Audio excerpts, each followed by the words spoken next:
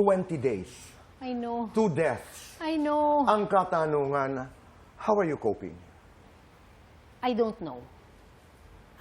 By God's grace, And I understand. by God's love, I take it a day at a time, which is the same thing I tell my children. Let's take it a day at a time. There'll be a day when we're okay, the next day we're not okay, and it's okay.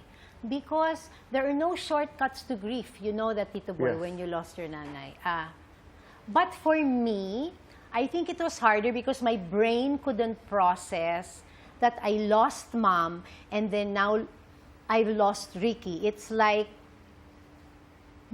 there are days I'm thinking of Mom and crying for Mom, and then after a while I'm crying for Ricky and crying for my children because I know how hard it is for them and how hard it will be for a long time. So, hindi ma 1 + 1 = 2 ng utak ko that I've lost 2 loved ones. I get that. Kaya napaka-logical ng tanong kung how are you coping? Yes. Nabago ba ang iyong pananaw ngayon with this experience sa death? Are you more afraid? Are you less afraid when you come to think about it? What I've realized is when you lose a loved one, even with my situation with Ricky, what is left is just love. I don't think of the not so good times. I don't think of anything else. But what lasts pala talaga is love. Tama. Both for Mom and Ricky. But I think I'm experiencing that more with Ricky because with Mom, I didn't have naman a separation of sorts. But with Ricky, I did. Although I'm happy that we got to a point where things were better. But pala, when there is death, all you remember is love. Yes. And love stays. And love stays. Maraming- It may be a different kind of love, but it's Yeah. love that stays. Right. Jackie, iba't ibang paraan naming maalala si Mamita, si Tita Yes, Pilits. yes. I will miss her music. I will miss her laughter. I will miss her bend. Bilang anak, what are you missing the most? I miss my mom calling me every day and asking me how I am. I miss how wonderful she smelled. Always, Tito Boy. I always looked forward to seeing Mom and smelling how wonderful she smelled. And that's one of the things that my mom has gifted me because days after she passed, I smelled her perfume. And it was bittersweet. I was happy that I smelled it, but sad because wala na si Mom. I just miss Mom being there. Calling me, I miss her laughter, like you said. I miss conversations. I miss her making kwento of the things in the past, her love life. I just miss her. I miss her presence. And talking about love life, kayong mag-ina, pag nag-uusap kayo noon, anong hindi mo malilimutan, Jackie, na payo ng Tita Pilits? About love? About love, about men? Oh my gosh. Because she was one of the wisest women. Yes, You know that, yes, no? yes. One of the wisest women I've met in my life. At pag nagpapaliwanag, napakaklaro. At saka kasi pinagdaanan. Correct. So, diba? I think about love, she would just say, I remembered once, I had broken up. I think it was with Martin. Of course, many light years ago. But I was crying and crying. And she goes, you know, Jack, sabi niya, just remember tomorrow is another day. Okay. The sun will shine tomorrow. Wouldn't you want to be there to welcome that day? I said, Mom, what if I still feel the same way? Then you just have to deal with it. Diba? Tomorrow, maybe... I can almost see the face of Tita Pilits Diba? say that. You just have to deal Yeah. with it. Kung hindi okay today, edi tomorrow it will be okay. Diba? That's what's stuck in my mind. It's like pain will be just temporary. Parang, yeah, it may be painful tomorrow, maybe it may be more painful, pero just deal with it. But be she was there. so positive. And it brings me... Very I know, positive. it brings me to that story. Alam niyo po, nung kami lahat lumalaki, dito sa Pilipinas at dito sa industriyang ito, you used to be called the little rich girl. You know, you were kidnapped by your own father. My own father, I know. Naalala mo? Yes, And I have naalala ko rin photos also. yung kwento na siya pa ang nagpaliwanag, si Tita Pilita pang nagpaliwanag sa'yo na you were kidnapped because he loved, di ba? He Remember? loved you so much. Oo, yun ang kanyang Yes. paliwanag. At pagkatapos mo bumalik, she chose to forgive. Yes. Sobra. You know, that for me is unconditional love because I always say, my mom could have sent my dad to jail because I was kidnapped. But she didn't choose that path. She chose for me to know my dad and for me to grow up with my dad because she would always say, kaya lang nagawa ng dad mo yon because he loved you too much, hindi na nakapag-isip. That moment when he just didn't make sense.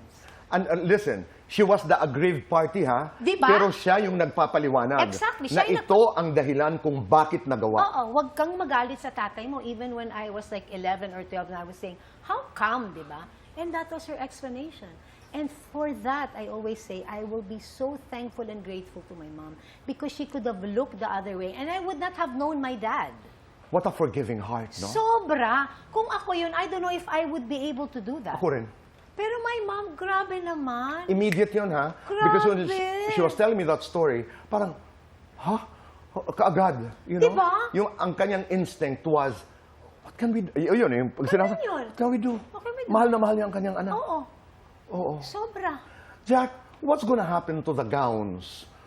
To, to the lovely wigs? To the lovely wig. Actually, oh my God, I was diba? telling Bam and Ivan na I haven't gone back to mom's house yet. Tomorrow pa lang ako babalik. But, what I Do want... you know it's gonna be hard? I know it's gonna be hard. I said nga, good luck to me tomorrow di ba?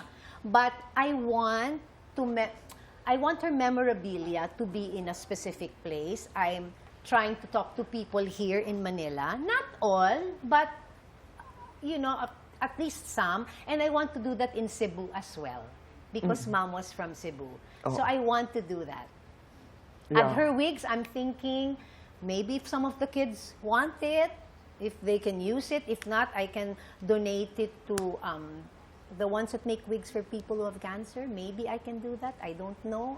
It's a thought. Right. I don't think my mom would want her things to go to waste. No. But if any of the kids want it, why not? But it makes sense. Generations to come deserve and must know Pilita Corales. Yes. And that's Definitely. one way of letting her be known. Yes. Hindi pwedeng hindi. No? Ah, Hindi pwede. And I want the younger generation who may not know my mom or are too young to know my mom to know that this is the kind of mom I had. Yes. That she was not only known here, but known all over the world. This is the impact that she had. I want people to remember her because dapat lang. Yeah. Pinagmamayabang ko yung nanay ko, Tito Boy. Oo. Because of what she has achieved, the doors that she has opened for other artists, I want that to live forever. I Yeah. want that. She deserves that. Of course. She deserves At para sa amin, maliban sa mahal namin, mahal ko, reyna namin siya. Diba? Oo, reyna namin siya. And Oo. she deserved that crown. Yes, I And know. she worked hard for that crown. Very, very and hard. she had that massive, enormous talent to be called Asia's Queen. Sobra. Of songs. Diba? Yung parang, wow, diba? I want to share her to more people. Right now, as we talk, siguro nandyan lang, Mamita. For sure, nandyan siya. She's probably Oo just naman. laughing. Oo naman. What I'm are you sure talking about? I'm sure she's saying, oy, okay, at least maayos ang makeup mo, nag-ayos ka. Nagagalit kasi sa akin, Tito Boy, pag hindi ako nagme-makeup o nagli-lipstick. Right. eh. No, I understand again. Lagi yun. But what do you want to tell her right now as Oh we're my talking? gosh, I just want to say that I know you're happy, Mom, where you are. I know you're singing with Ricky there. I know you're singing songs with her there. I want to tell her that I miss her so much, but I will continue to honor her by sharing what she taught. And I want to tell her to hug my dad for me. And just to tell her how much I love her. And we were going to honor her by doing the best we can, by living our best life. Yes. Because that's what I know my mom would want. Right. And Ricky at the same time is for us to continue to live. Doesn't mean it's gonna be an easy journey, but we get up and we do what we need to do. Okay.